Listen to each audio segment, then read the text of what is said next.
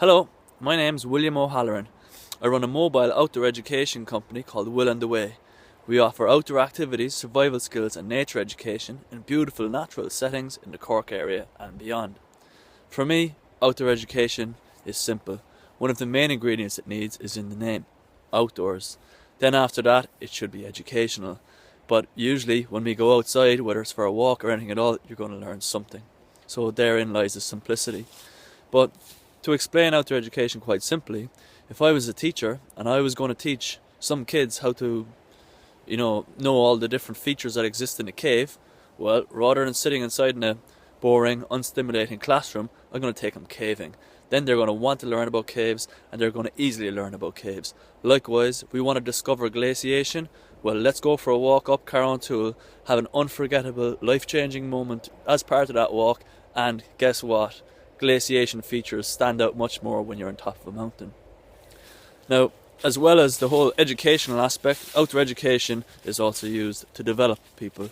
So the motto of our company, Will and Away, is that we develop people through nature.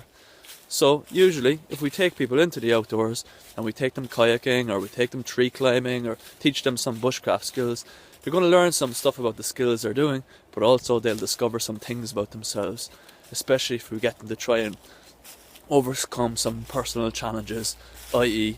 get someone to abseil off a 100-foot cliff, especially if that person is afraid of heights.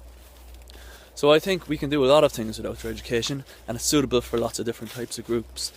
With Will and Away, we work with a broad range of clients, but perhaps our most common client group would be corporate businesses, where we take them team building, but we don't just do typical team building games and challenges. We take them doing things whereby the team building experience will help them to learn all about how people survive in the wild. And an important part of that is it reconnects them to where we've come from, and it helps them to realise that once upon a time people used to make a living by just being hunter-gatherers. That's something that went on in Ireland many thousands of years ago. We also do a lot of work with youth groups. We find that activities like fire lighting skills are very beneficial for youth at risk, especially because these days people are being presented with activities to do, and these activities aren't very interesting. So if you take, say, a bunch of young guys out on a walk in the woods and you say, okay guys, let's light a fire, you're not going to have much trouble getting them to do that. They're going to be on for that challenge. And then when you do the challenge with them, therein lies your opportunity to teach them some things. So I guess that's outdoor education in practice. Now, the one thing I will say about outdoor education is that the effectiveness of the outdoor education experience depends, on the quality of the natural environment in which you're in, but also it will depend on who's delivering it. So, you can have a negative outdoor education experience if you've got a negative outdoor education instructor. So, I think it's quite important that people realise that, because many places, especially in Ireland, if you're going to go on activities, you're doing so-called outdoor education activities, but all you're really doing is you're just going on a standard activity.